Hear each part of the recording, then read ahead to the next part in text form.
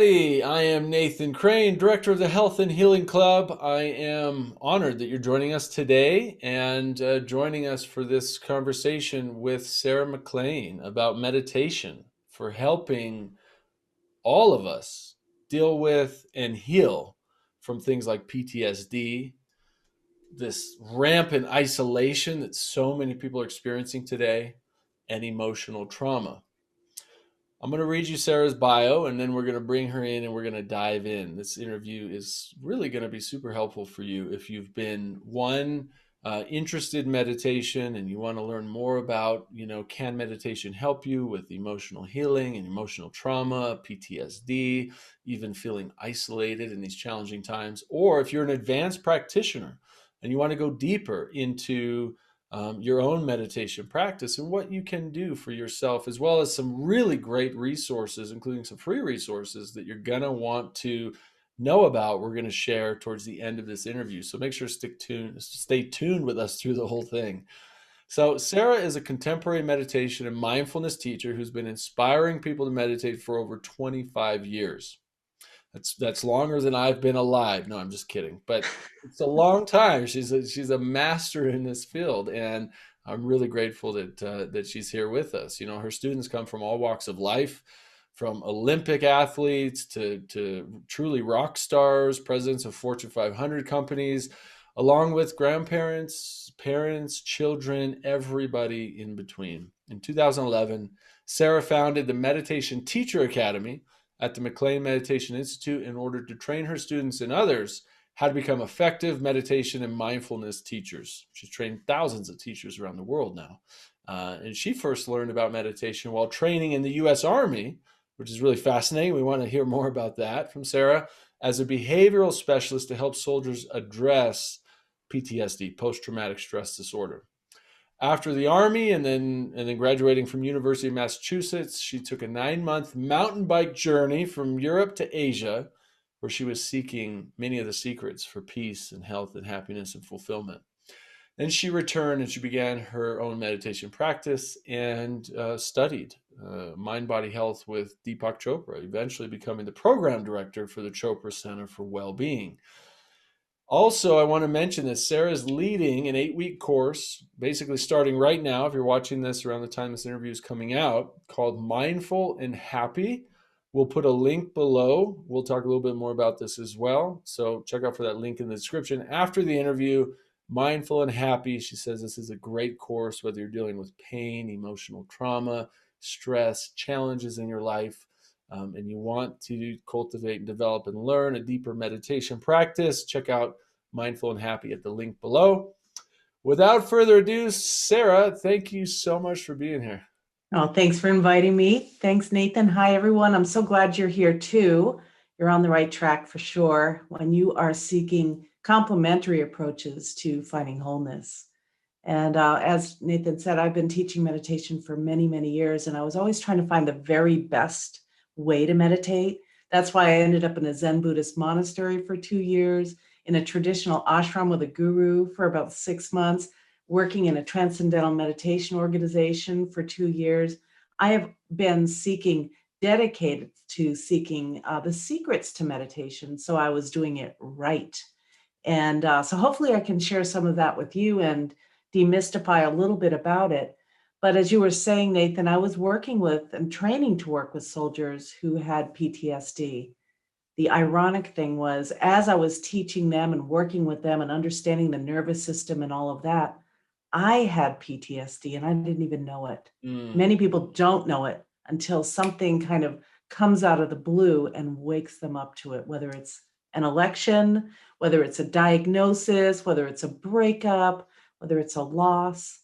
It can really wake us up to the fact that, oh, wait a minute, I have something unresolved here. And that's really what it is, right? Is PTSD is really unresolved trauma, and but very intense unresolved trauma, right? And you don't have to be a soldier coming back from war to have PTSD. As you said, just the having a cancer diagnosis, hearing the prognosis from your oncologist, you have so much time left to live, can cause PTSD. A bad relationship, bad breakup, can cause PTSD. Childhood adverse events that are incredibly emotionally traumatic can cause PTSD, right? And a lot of times we have, I've had many myself that I've been, understanding and unpacking and healing over the years, that are traumatic experiences in our lives. And a lot of times we walk around not recognizing that we have these. And so, one, I think part of what we're going to talk about today is starting to understand a little bit more clearly, the underlying essence of what an emotional trauma is and how it affects our lives, our nervous system, and can lead to chronic diseases like cancer, along many others, as well as an unfulfilled, unhappy life, right? But also, what can we do about it? And can meditation actually help us to heal these unresolved traumas? And what kinds of meditation, how long, some of those questions we definitely want to answer. So, Sarah, you're definitely, a master in this field. I'm very grateful that you're joining and sharing all your years of wisdom and experience with us. And so I guess let's start there. That's really my first question. I'm certainly a question many people have, is can PTSD and emotional trauma, can it actually be healed through meditation? Well, I can say it can be healed. I'm not sure it's only through meditation. I think it requires a willingness to really dive deep and to be a little fearless, to kind of up your faith game, whatever your faith is, whether the world is a beautiful place to live or whether that your body's healthy and holy, whatever it may be. But I know meditation is the perfect partner to waking up to those maybe unconscious or subconscious beliefs we have about ourselves, our body, life, death, the world at large, whether we're lovable or not. And so for me, it was that kind of journey. And as you mentioned, I was in the military. I was working to help soldiers relieve their post-traumatic stress. And, unfortunately, we weren't available to every soldier, and everybody's got PTSD, or a lot of us do. You mentioned adverse childhood experiences. That was my PTSD. I had had a number of challenges as a kid. And whether you're dealing with a chronic condition, like a toxic relationship to yourself or someone else or to the world, or whether you're dealing with sort of an acute challenge, whether it was an accident or a loss, that can cause that, I'd have to say, unresolved quality that can rear its ugly head when you're not ready for it. And that's really what PTSD is. It's sort of a surprise.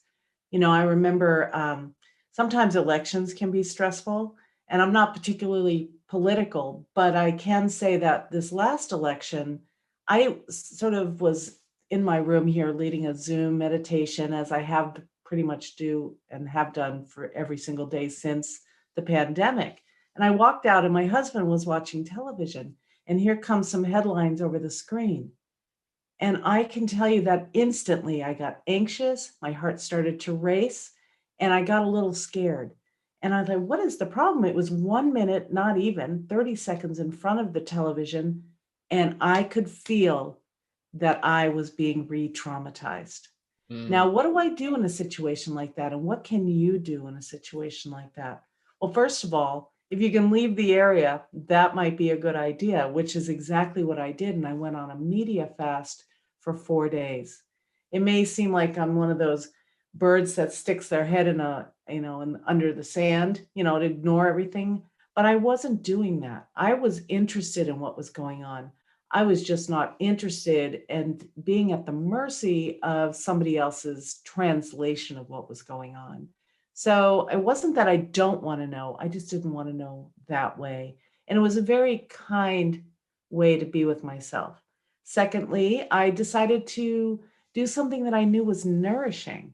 So for me, I like to listen to all kinds of music, and I like to listen to chants. And so I was listening to chants and chanting along with it, and that got my breath going too. And I kept on really feeling that support of my spiritual practice.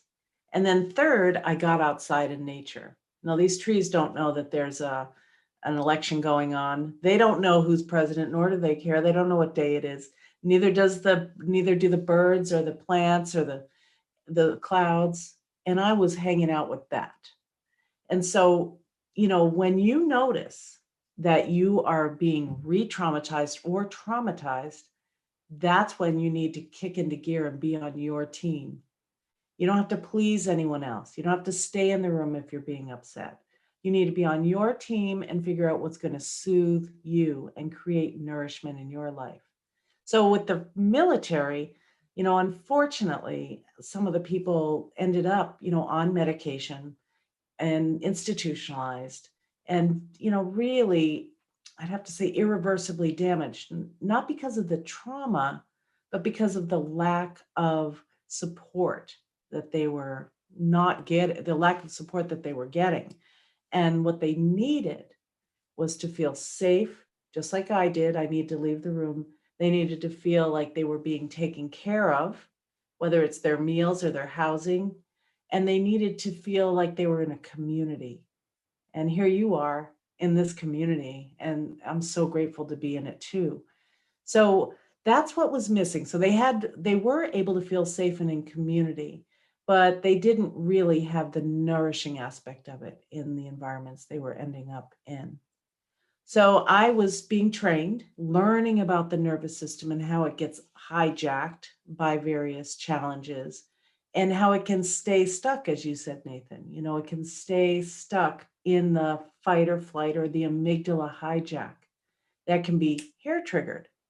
And maybe you've got that. Maybe I know for me, because of my childhood experiences, just getting in a car, having someone else drive and being too close to the car in front of me would send me to the moon. And so I had to start taking care of myself. And sometimes you have to do the prevention so that when the car ride comes along, or whatever the diagnosis or the treatments or whatever it may be, when that comes along, you're better prepared with a buffer. And that's really where meditation comes in. So I know I've talked about a lot here. I wish I could say at that time in the military that we taught everybody to meditate. Well, we didn't. I learned because the nurse, there was a male nurse, we were outside a psychiatric hospital. He had us lying down on the ground and he took us through a sequential body scan, what is known today as one of the pretty much the foundational practices of mindfulness. I wouldn't even necessarily call it a meditation. It was just a short practice of feeling the support of the land underneath us, of letting go of all the tension that's in the body. And I don't know if you feel it sometimes, if you could just, even as you're listening to me right now, see if you can lower your shoulders a little bit. Let your belly soften a little bit. Soften your face. Feel the support underneath you as you sit in the chair, wherever you are. Feel your feet. Feel what's happening right here, right now. And see if you can relax just a little bit more into it. Well, I had not done that before. And as we were going through it, the contrast between how I had walked onto that lawn and afterwards was phenomenal. And I think that illustrated to me that there is a way to find that parasympathetic response, that rest and restore response, just through paying attention to what's going on right here, right now, and resting into it if, in fact, it's not threatening. I think. It's a beautiful framework and a practice you just shared because oftentimes any of us who I dealt with a lot of childhood traumas and I went through addiction, drug addiction, alcohol addiction at a very early age as a teenager, and that posed a whole bunch of additional childhood traumatic experiences, being arrested and being sent to jail at 15 years old and house arrest and all of these experiences that just are a massive shock to the nervous system, near death experiences multiple times, wrecking in cars and, nearly killing people on accident, all these kinds of things that store all these traumas in the mind and emotions and in the body. And it's recognizing, as you're saying, that we need to have an awareness and a practice to lean into whenever we get triggered from these kinds of events, right? Instead of, as so many people we know who deal with addiction, as I did, and so many people I know personally, instead of reaching for, the glass of gin or vodka, instead of, closing the door to all outside support, isolating, going deeper inside and staying away from everybody, and then inhibiting self-destructive behaviors, right? We have to have a positive support mechanism, as you're talking about, which is, okay, I need to step away from the madness for a moment. Take a Yeah. few deep breaths, right? Go into a meditate, go turn on one of your meditations.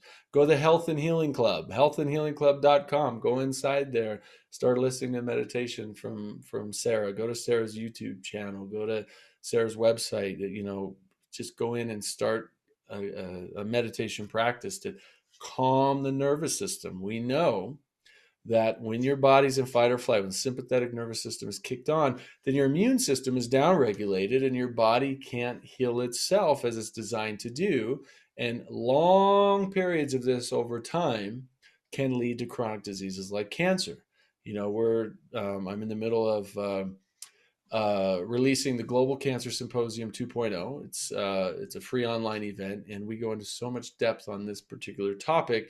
And it's not only related to cancer; it's related to so many chronic diseases that people face today. Is this overburden of stress, fear, anxiety, and isolation? Isolation. We're saying socially isolate, stay away from people, don't talk to people, don't go in your homes and sing together, right? All these things that create community and bonding and love and support, we're saying don't do it. And the problem with that is that it's leading to more stress, more, self-deprecation, self-isolation, more fear, anxiety, and we are sympathetic systems turned on, immune systems downregulated, and people are getting sicker and sicker. So, what can Yeah. you say to people who are feeling isolated, alone? What can they do to, one, get out of that isolation, and then two, really utilize the great resources of meditation and mindfulness to help their bodies heal? Well, this is such a topic. There's so much to talk about, and everything you say makes me think about something I want to share. First off, we want to create a new normal. And the new normal, not the one we're talking about out here with the COVID and the pandemic and the isolation. We want to create a new normal in our nervous system, one where you can be very present and relaxed, that you're not all jacked up because you're fighting whatever it may be because you turned on the television first thing in the morning, or you looked at your phone and you got some bad news. Never before have we ever turned on media that's supposed to serve us in some way and heard death tolls. That is so new. I mean, it may be in the Vietnam War, but most of you probably weren't listening to that every single morning to that. Reclaim your attention. Decide what you're going to pay attention to. And the best time to do that is first thing in the morning before you get out of bed. Many of us wake up alarmed by an alarm, and it could be on your phone, right? And then what do we do? To reach to shut it off, we grab the phone and start scrolling. Instantly, instantly turning that restful experience of waking up into a stressful experience, whether it's, oh my gosh, I don't have enough to do or enough time to do what I need to do. I don't want to look at this news. Now what happened? Now what are the restrictions? Now what's going wrong? About the election and everything else. So I'm going to suggest that you reclaim your attention very first thing in the morning. Wake up in an analog fashion. Get a good old-fashioned alarm clock, or even one of those Zen alarms that just light the room up as the morning gets going, and put your device in the other room. You have to decide when you're going to give your attention to that. I'll let you in a little secret here. Your attention, your unadulterated attention, your innocent attention, may be the same that you might look at a cloud with, or look at a plant with. That attention is love. And what you pay your attention to, you are literally creating this connection, this relationship, whether you're paying attention to a hobby, your body, a friend, a relationship, your work, creative project, whatever it may be, what you allot your attention to, you are nourishing and supporting. And if you noticed, the unadulterated attention is that. But the minute you put the overlay of attention into criticism and fear and comparison and distrust, instantly that attention has an effect on you. You've heard the story, holding a grudge is like drinking poison and hoping the other person suffers. Well, that's the same with all of those emotions of criticism and fear and anger. It's not that they shouldn't be here. We need to respond to them in a different fashion. So I want to talk a little bit about meditation in a moment, but before I do, I want to talk about an attitude shift. Einstein was known to have asked this question. When some reporter asked him, "What's the most important question that faces humanity?" he said, "To decide whether this world is a friendly place." When your amygdala is hijacking your nervous system and you don't do anything to right that and to get back into the parasympathetic, it's like a soldier in the military who is their attention's like a periscope. The vision gets narrower and they start to look for the insurgent or the enemy or the attacker, and they can't see the big picture. And the universe or the world they're in becomes an unfriendly place.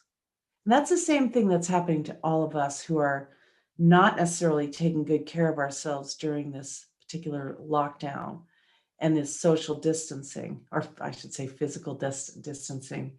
And it's that the world is becoming less friendly. You look at someone, if you're a mask wearer, you look at someone who's not wearing a mask and you get angry. They could be harming me. They could have the virus. You're not a mask wearer, you're angry at the people who are wearing masks and believing the media. It doesn't matter. What we start to do is we're pinning, what's happening now is the fear is pinning us against each other and against our bodies and against the virus. And I'm not saying to be for the virus, but to look at what's going on in your perspective. That's why reclaiming your attention first thing in the morning is essential. How am I going to be today? And am I going to be compassionate? Am I going to be present? Am I going to be self aware or content? Or am I going to start the day off getting really angry at so and so, at the whoever it may be out there that's causing all these problems, whatever you think the problems are?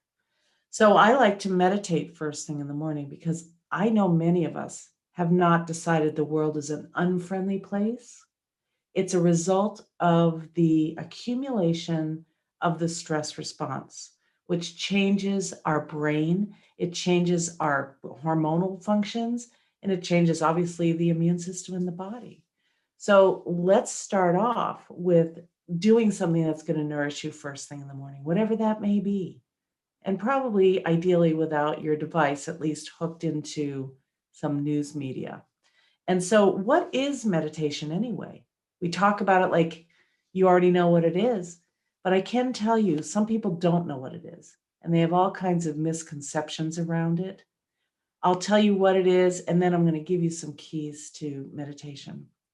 So, meditation, the word itself, refers to the many ancient and modern practices that help you to relieve stress, help you to become much more self aware, and help to create that new normal where you're alert, relaxed, and very present to your life so that you're dealing with life in real time.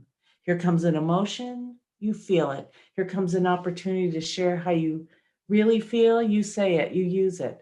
You know the difference between a nourishing choice and a toxic choice. You start to become much more engaged in real time. I don't know if Nathan, you didn't say this, but after the many years out there bicycling and looking for life, secrets to life and happy life, I ended up finding meditation. at the insistence of someone who recognized my anxiety. I had so much anxiety that I was really unable to drive, really unable to have a decent relationship. I really had a lot of challenges from my childhood and from a terrible decision I made to get married to someone who was extremely violent and a felon, which, added some fun and spice to my life, as you can imagine. So I left everything behind and I started to explore what else there could be. I went on that bicycle trip and I kept thinking what I needed was out there. What I needed was in here. And this is what I want to share with you is meditation and the ability to do it is your birthright. It is something that everybody can do and it's natural. I started to find meditation as a book I went by, actually a book review I was reading was calling to me. It was by Deepak Chopra many, many years ago before anyone could pronounce his name. And it was talking about meditation and yoga, mindfulness and daily routines and herbs and aromatherapy and all of this. I think I probably said some of that, but I was so excited that someone was talking about something that up until that point I'd never even considered. Then I was diagnosed after I went to work with him with cancer. Why now? Why did that happen? Well, by the time I was 26, I hadn't said what I meant. I didn't feel my feelings. I was constantly trying to be a good girl. I was trying to get over myself and my anxiety and trying to live a normal life. But underlying all of that, I didn't say anything that I meant. I didn't feel my feelings as they showed up in real time. I didn't I didn't ask for what I want. I didn't think I was lovable. So that cancer, and I don't know if this is true for you, if you're dealing with the diagnosis, but for me, it was a big wake up call. I was also extremely embarrassed because here I was working for, at the time, probably the pioneer in mind body health. And here I was getting a diagnosis of cancer, working for him. I kept thinking, what did I do wrong? How could I do this to myself? What's wrong with me? I did something to create this. The only thing I did was live with stress far too long, and I didn't know any other way. So, meditation for me was the gateway to self realization. It's not the only way, but it is a practice that helps you to tune in to who you really are, to what you really want, and creating that new normal of restful awareness. So there's so many ways to meditate, but I want to just see, Nathan, if you had anything you'd like to share about anything I've talked about that as a question for you before I go into some of the basics of meditation. Yeah, I mean, I'm really just enjoying listening to you speak. The wisdom and experience that you have, the mindfulness, the attention to the present moment, the energy that comes from you as you speak is very evident that you have, so much experience with meditation. What in my own life, I can testify for myself that the more I've meditated over the years, and I started meditating 15 years ago, and there were points in my early spiritual journey where I was meditating 6, 7, 8 hours a day, and I was like with the Buddhist monks every day and the Zen masters and chanting with the Hare Krishnas and doing, Native American ceremonies. And I still do a lot of these things today. I love it. But and I'm not saying that anyone has to go and meditate 6 or 8 hours a day, but what I've learned from all of that and continue to learn and will always continue to learn is that it's really about practice, isn't it? It's really about having a daily practice, as you're saying, waking up in the morning and having a practice, having times throughout the day. Like what I've done over the years is rather than, practice for hours at a time, I have all of these, I just infuse meditation into my daily life. Yeah. In the morning, I have kind of my own routine and gratitude practice and kind of my own kind of meditations. I do a short little qigong meditation, before I do interviews like this. Before I go into meetings, I do, just centering, deep breathing, connecting to the heart, connecting to the higher intention. And it's just these practices that I've infused throughout my day every single day that leads me to a much more happier and peaceful life. And I can say is that I rarely experience stress or fear or anxiety anymore. I say rarely. I didn't say never. Certainly experience it once in a while. But one, it's either significantly less than it ever was before in terms of intensity. And two, it is easily vanished and dissolved through these practices because I know, as you alluded to earlier, or you kind of pointed to, really, is that where our energy goes, that's what we tend to manifest in our lives. And if we're focusing on the negative, the fear, the anxiety, the worry, the unknown future in front of us, then we are going to live in that state of really disharmony, mentally, emotionally, physically, and spiritually, versus pulling ourselves out of that on a continuous basis and saying, nope, I choose to, as you so eloquently spoke, put my attention on the things that matter to me most. And meditation has been a key component in helping me, and I know millions of others, really gain mastery over my thoughts, and people gaining mastery over their own thoughts. I don't wake up anymore like I used to with all these negative thoughts and worries and concerns about my life in the future. I wake up every morning and all I have is good thoughts, and all I say to my children is good things, and all I say to my wife is good things. And, that's how I start my day, and that's how I end my day. And it doesn't mean we don't have disputes, from time to time, or disagreements or whatever, but because of meditation and a daily practice, have been able to go, okay, I'm in a dispute. This isn't going anywhere. Let's back the ego off. Let's take a step back and take a step away. Take a few deep breaths and let it go. Let it Right. go. And that's, I think, a big part of healing is we have to learn to let go of always feeling like we have to be right, always feel, one of our needs is we want to be heard, but we have to let go of the need of always wanting to feel we have to be heard, right? Because not everyone's going to listen to us. Not everyone's going to want to listen to us. It's like, okay, let that go. Not everyone, we're definitely not right all the time. I'm certainly not, even though I think I might be. So, okay, maybe I'm not right. Let's let this go. And then, beautiful possibilities open up, right? New ways of seeing and believing. And sometimes I'll step back and go, actually, I was totally wrong about that.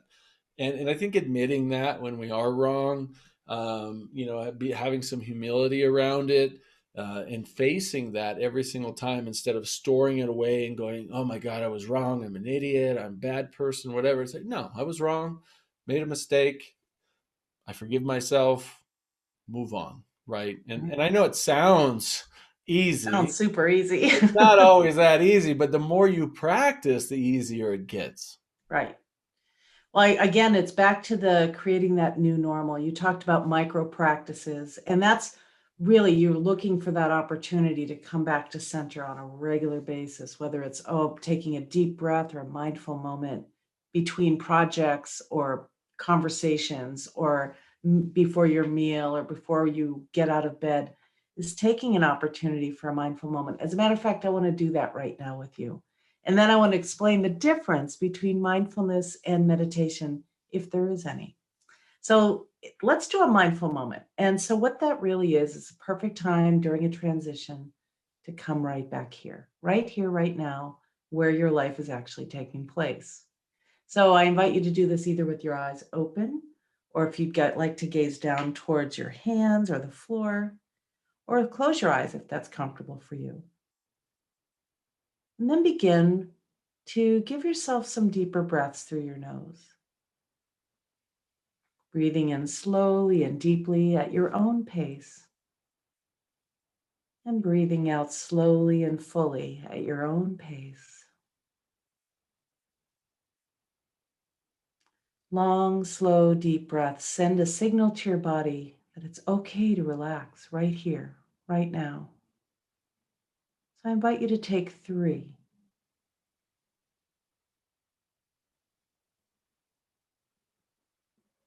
Maybe even making the exhale a little longer than the inhale.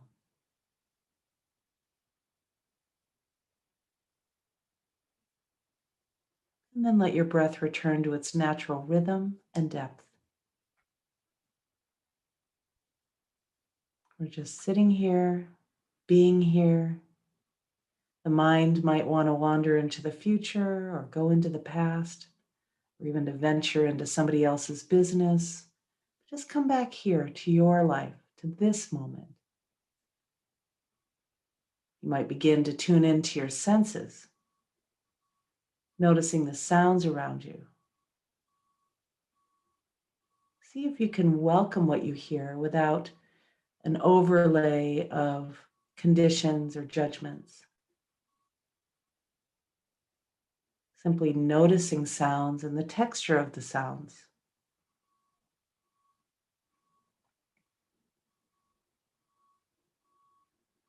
You can come to the sensation of what you're feeling now. So notice if there's any particular emotion that's right here, right now. Maybe there's nothing that's prevalent, or maybe there's a residue. Just like you listen to sounds, you can welcome sensations, welcoming the emotions without an overlay of judgment.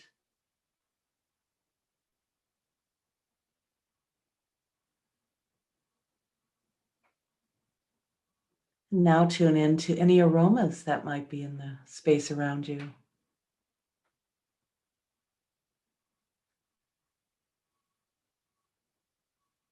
And even check out whatever flavors are in your mouth. Maybe you roll around your tongue. No judgment, just noticing.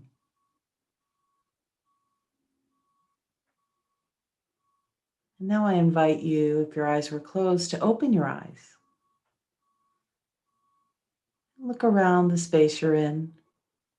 See if you can do that without any judgment that you like this or you don't like that.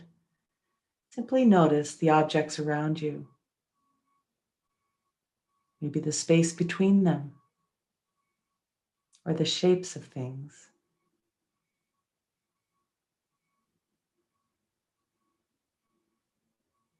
And I invite you to close your eyes one more time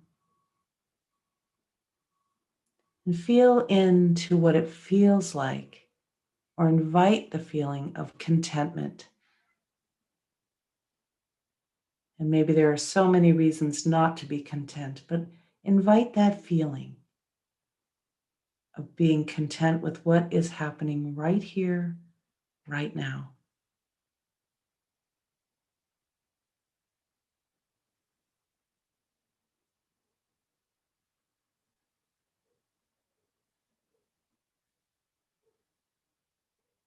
Then I invite you to open your eyes. You might take a naturally deeper breath. And this is a mindful moment. And often I say, a mindful moment doesn't even have to last that long, but you want to move from the mind to your senses. It says, lose the mind and come to your senses. It's a great way to just establish being right here, right now. Yes, there are probably lots of things on your to-do list, and a lot of people you want to change, and a lot of things you want to change about yourself, and a lot of things you wish you had gone back and fixed, and all of that. But just coming back to this home base is what meditation can do. So, what is the difference between mindfulness and meditation, and is there one? So, meditation, as I say, refers to the many types of practices, whether it's Qigong or gratitude meditation or loving kindness practices or mantra meditation or breath awareness. It refers to all of these formal practices. And it's no surprise to me, Nathan, that you did them you went to 8 hours a day. People who don't really want to be here for some reason, especially young men, and I know this sounds like I'm typecasting or whatever, but they tend to love to transcend. And they love to just go, you know what, whatever this is, I'm out of here. But they don't go out of here through drugs. They just go in there and transcend using their own natural experience of transcendence. I love it. I was the same way. I just wanted to get out of here. But the only way out was in. And so I spend hours myself, 8 hours a day in a monastic setting. Now, you don't have to do that, as we said, because more isn't necessarily better. But what is better is doing it every day. It's like brushing your teeth. You're not looking for a fabulous experience, but you know it's good for you right off the bat, and it may prevent some disease down the line. So you don't wake up 6 years later with some sort of challenge, a health challenge, because you haven't really been fully integrated. Meditation helps you to integrate. So, meditation is the formal practice. Ideally, you do it every day, probably ideally in the morning, and what I like to call happy hour, when you're reaching for whatever it is that's going to soothe the soul. Instead, maybe you reach for a little meditation, and then you can have your real happy hour. Um, you know, Also, mindfulness, it means to be fully present with what you're doing while you're doing it. It's a way of paying attention. To illustrate it, I'm going to have you imagine being in a conversation with someone and they start picking up their phone and they're looking at you, but they're really busy and they're not really paying attention to you. Remember, I said attention is love. And when we want to connect with someone, we give them our attention. But mindlessness is when someone is doing one or two things at the same time and not being fully present with you. And so mindlessness might look like driving home from work and not knowing how you got there, or not being fully present in the conversation that you're in, or eating a whole meal and not remembering what was in it, or even eating it, even though you're the only one sitting there. So mindfulness is the opposite of mindlessness. Mindfulness is a deliberate practice of paying attention on purpose, without judgment, without that overlay, and without a particular goal in mind. It's really just being here now, as they say. So mindfulness is a way of life. It's a way of practicing. And yes, you do think about the future on purpose. And yes, you can binge watch television if you want to on purpose. And yes, you can reminisce on purpose. And yes, you can multitask on purpose, but you know you're doing it. You haven't had your amygdala hijacked. You haven't been distracted, because what they say is the more you multitask, the better you are at it. And that's not a good thing, because it causes stress in the brain. And even when you don't want to multitask, you will multitask. It's a training of the brain, which is not a healthy pattern.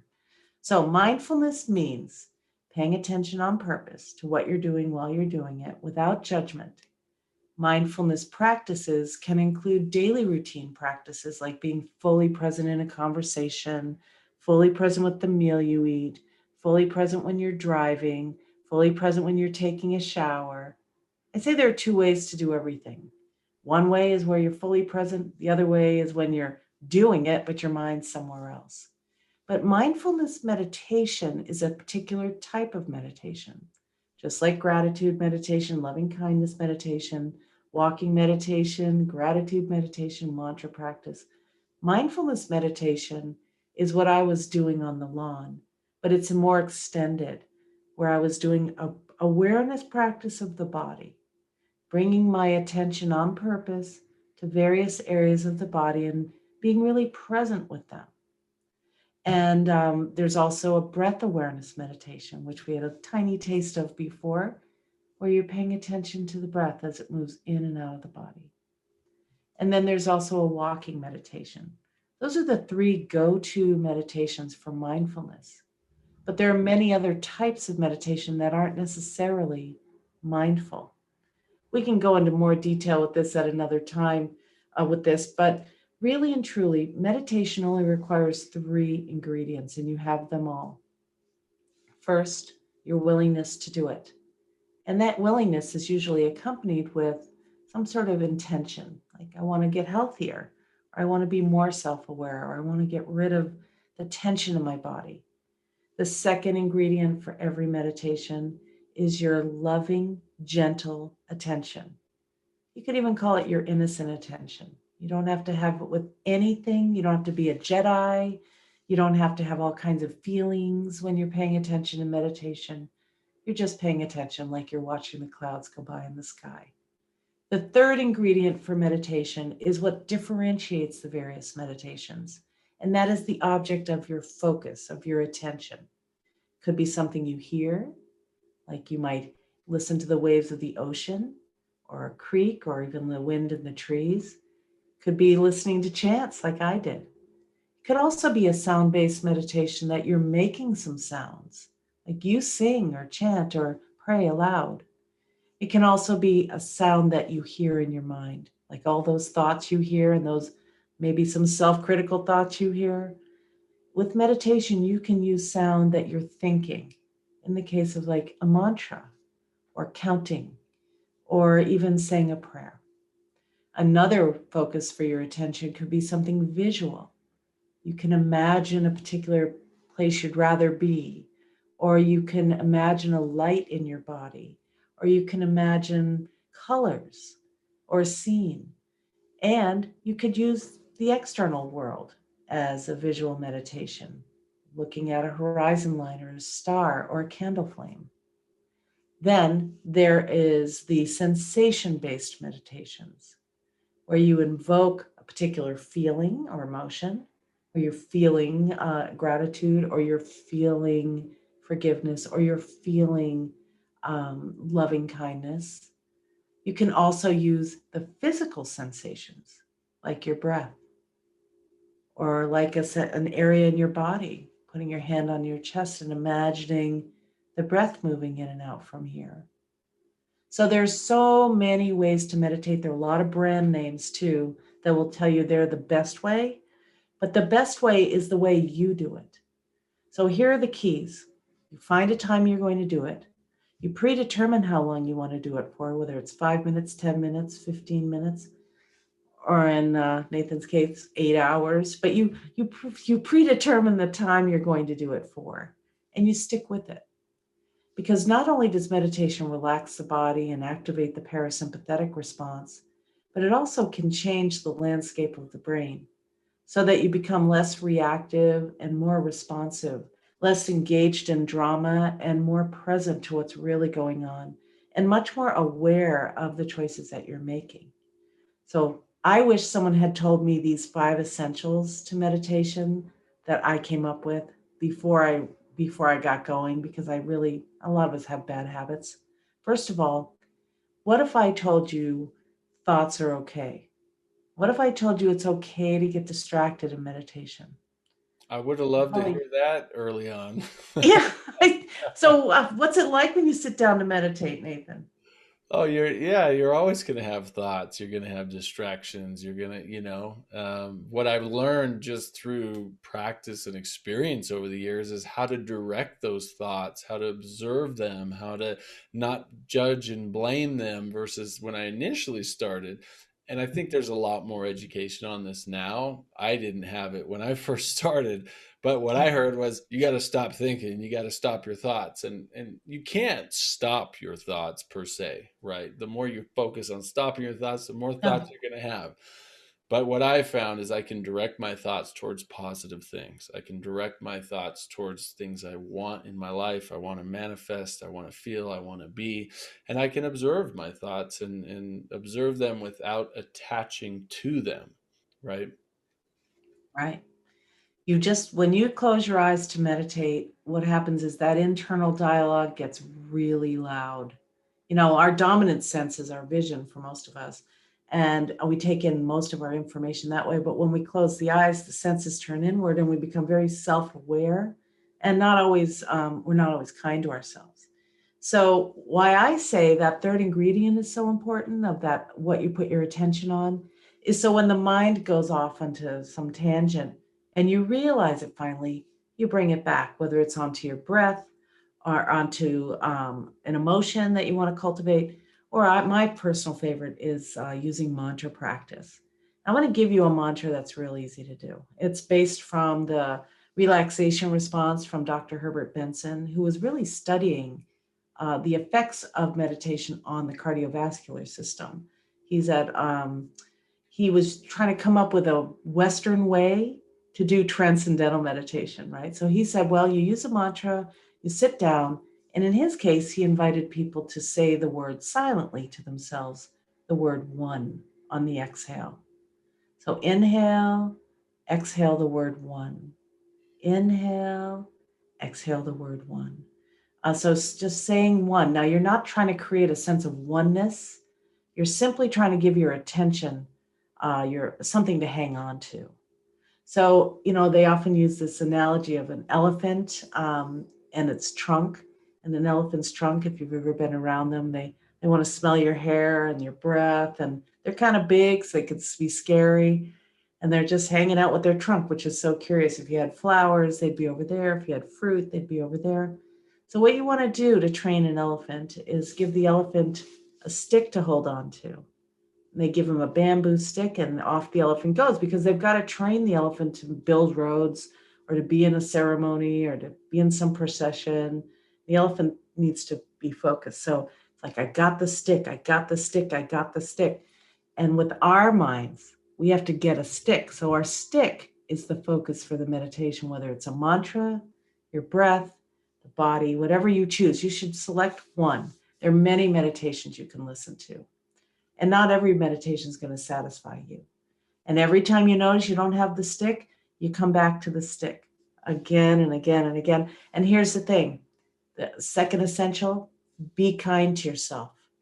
Do not beat yourself up when your eyes are closed and you're in meditation, because you start to create well-worn highways with your attention.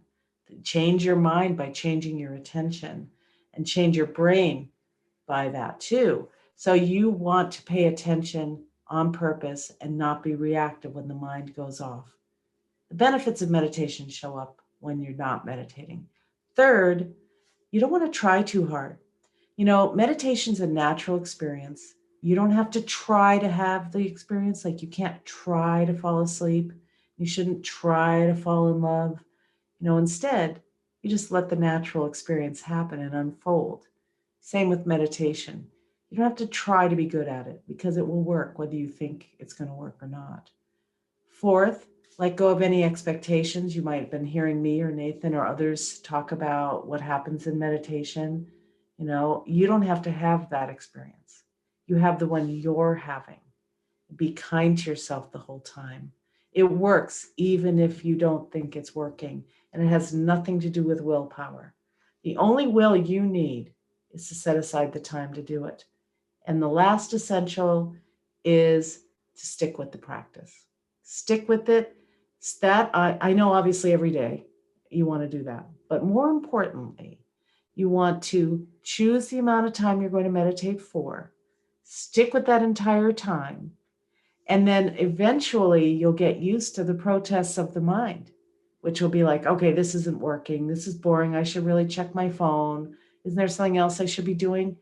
You can say, thank you for sharing. And then you go back to the practice, because if you stick it out, that is going to make the difference between having a life where you feel like you're here, but not really, and not engaged, sort of disembodied, or being fully present for your experience.